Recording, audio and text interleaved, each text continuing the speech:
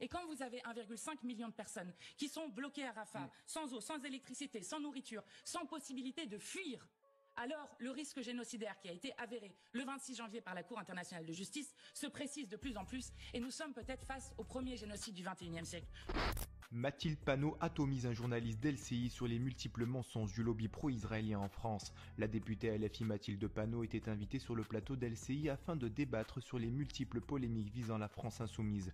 Le journaliste d'LCI Jean-Baptiste Boursier n'a pas tardé pour prendre à partie la députée Mathilde Panot en accusant son groupe de ne pas avoir condamné la fin de non-recevoir d'une militante pro-israélienne lors d'une réunion pro-palestinienne à Sciences Po le mois dernier, ou encore le refus de la France insoumise de qualifier le Hamas de groupe terroriste. Une tentative de manipulation inacceptable selon la députée Mathilde Panot qui, comme vous allez le voir, va démonter façon puzzle tous les mensonges du journaliste d'LCI.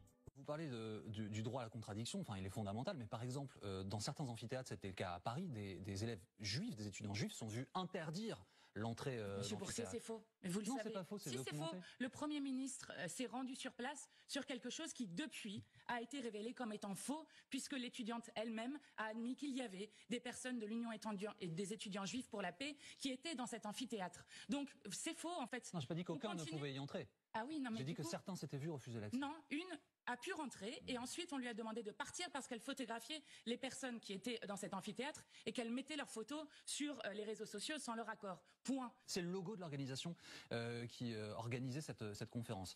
On va peut-être pouvoir le montrer. Il prend l'ensemble des territoires de la région, je le dis à dessein, donc bande de Gaza, Israël, Cisjordanie et les amis de la même couleur. Et dessus est marqué Liberté Palestine, hein, si je ne dis pas de bêtises. Ce qui fait dire à Libre Palestine. Libre Palestine, voilà. Ce qui fait dire à certains qu'en fait c'est une négation de l'État d'Israël.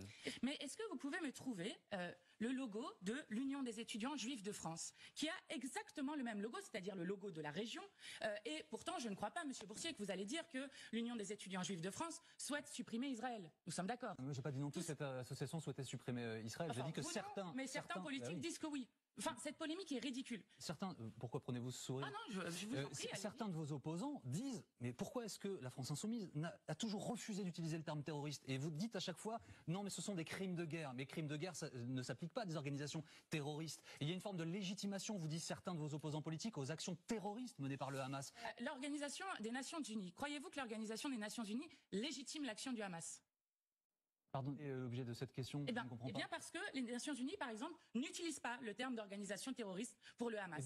De même que Amnesty International. Pourquoi avons-nous fait cela, monsieur Boursier? Parce que nous savions ce qui allait se passer. Et je rappelle que Emmanuel Macron lui-même, pendant un court instant, je vais vous expliquer, pendant un court instant, avait pensé à relancer une coalition comme celle qui avait été faite contre Daesh, contre le Hamas. Et donc, nous savions que nous mettions le doigt dans ce que veut nous faire comme vision l'extrême droite, c'est-à-dire la guerre des civilisations et la guerre du bien contre le mal où le droit international n'existe plus. Nous ne voulions pas cautionner cela. Et je vais vous dire, nous ne sommes pas, contrairement à ce que disent tous les médias, dans une guerre entre Israël et le Hamas.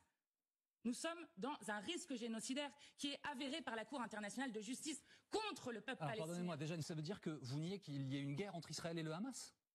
Non, je pense qu'il y a une guerre de colonisation qui a cours maintenant depuis plusieurs décennies et que nous ne sommes pas contrairement là aussi à la vision que veut nous imposer l'extrême droite, dans une guerre de religion qui est dévastatrice si on le prend comme cela, mais quand nous sommes dans une guerre de territoire. Et quand vous avez 1,5 million de personnes qui sont bloquées à Rafah, sans eau, sans électricité, sans nourriture, sans possibilité de fuir, alors le risque génocidaire qui a été avéré le 26 janvier par la Cour internationale de justice se précise de plus en plus et nous sommes peut-être face au premier génocide du XXIe siècle. Nous ne pouvons pas à la fois dire il y a un risque génocidaire et ne rien faire derrière. Ce n'est pas possible. Et donc le bulletin pour la paix le 9 juin, c'est celui de la liste conduite par Manon Aubry, la liste de l'Union populaire. Et vous, que pensez-vous de l'intervention de la députée insoumise Mathilde Panot sur le plateau d'LCI? Donnez-nous votre avis en commentaire. En attendant, rejoignez-nous, soutenez l'information Break News.